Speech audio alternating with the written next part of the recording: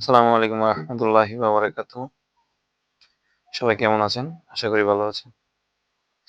তো অনেকদিন পর আসলাম আপনাদের সামনে। মূলত কিছু বিষয় নিয়ে আলোচনা করা যাক। আম আলোচনা করব বর্তমানে বাংলাদেশের ক্রিকেটের অবস্থা। বিশেষ করে আ অনুষ্ঠিত যে এনসিএল যে টি-টোয়েন্টিটা হইতেছে, ন্যাশনাল ক্রিকেট লিগ টি-টোয়েন্টি যেটা, ওটাতে মোটামুটি আমাদের অনেক নতুন প্লেয়ার দেখা যাচ্ছে, যারা খুবই ভালো করতেছে। বিশেষ করে তরুণদের মধ্যে অনেকে ভালো করতেছে, সিনিয়রদের মধ্যেও অনেকে ভালো করতেছে। মোটামুটি একটা প্ল্যাটফর্ম তৈরি হয়েছে। তৈরি একটা প্ল্যাটফর্ম তৈরি হয়েছে আমাদের তরুণ ক্রিকেটারদের জন্য, যারা বিপিএল এর আগে নিজেকে মানে প্রমাণ করার একটা মানে প্ল্যাটফর্ম পেয়েছে।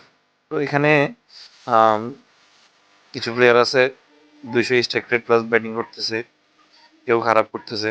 ম্যাক্সিমাম দেখা যাচ্ছে মোটামুটি পজিটিভ জিনিসগুলো উঠে আসতেছে। যেমন আজকে আমাদের বিজয় 100 করলো। তো এভাবে যারা সারা বছর টি-টোয়েন্টি খেলার মতো কোনো প্ল্যাটফর্ম পাইতো না বা কোনো টুর্নামেন্ট পাইতো না, তারা মোটামুটি একটা একটা প্ল্যাটফর্ম পাইলো।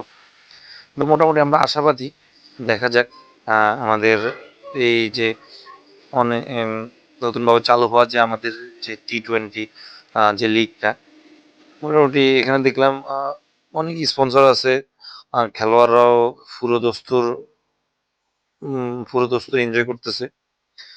তো এর মাধ্যমে যদি আমাদের অন্তত টি-টোয়েন্টি ক্রিকেটে যদি কিছুটা চেঞ্জ আনা যায় বা কিছুটা চেঞ্জ হয়, তো দেখা যাক কি করা যায়। এর ভিতরে আমাদের অনূর্ধ্ব-19 ওয়ার্ল্ড কাপ বিজয়ী ক্যাপ্টেন আমাদের আকবর আলী, সেও ভালো করতেছে। এর মাঝে নতুন অনেক তরুণ প্লেয়ার যাদের হয়তো আমরা তেমন ওরকমভাবে চিনি না, তারা নিজেদের কিন্তু জাত চিনাইতেছে। পাশাপাশি কিছু সিনিয়র প্লেয়ারদের মধ্যে তামিম আছে, বিজয় আছে, আরো কিছু সিনিয়র প্লেয়ার আছে যারা মোটামুটি নিজেদের জাত চেনাচ্ছে।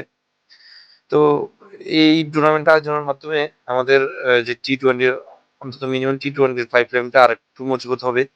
তো স্বাভাবিকভাবেই আমাদের মোটামুটি আমাদের আ প্লাই অন্তত আমাদের টি-টোয়েন্টি পাইপলাইনটা মোটামুটি আস্তে, আস্তে যদি এর মাধ্যমে শক্ত হয়, কিছু প্লেয়ার বের হয়ে আসে, আমরা যদি এর মাধ্যমে যে টি-টোয়েন্টি যে ক্যাটেগরিটা আছে, ওই ক্যাটেগরি আমরা ভালো করতে পারি, আমরা আশা রাখতে পারি এর মাধ্যমে আ তরুণ প্লেয়ারদেরকে অনেকটা চেনা যাবে। বিপিএল এর আগে যদি যদি এই লিগটা অনুষ্ঠিত হয়, তাহলে কিন্তু বিপিএল এর মালিকরাও যেকোনো একটা তরুণ প্লেয়ারের উপরে ভরসা রাখতে পারবে যে এই খেলোয়াড়টার উপরে ইনভেস্ট করা যায় কিনা। সেই হিসেবে জাতীয় দলের যারা সিলেক্টর আছে, ম্যানেজমেন্ট আছে, তারাও চোখ রাখতে পারবে। তো আশা করি আপনারাও, হয়তো খেলা ওরকমভাবে দেখা হচ্ছে না, কিন্তু সবাই কম বেশি স্কোর দেখতেছে, লক্ষ্য রাখতেছে, কে ভালো করতেছে, কে খারাপ করতেছে। মোটামুটি সবাই স্কোর চেক করতেছে, আহ খেয়াল রাখতেছে, দিন শেষে একটু হলেও খবর নিতেছে।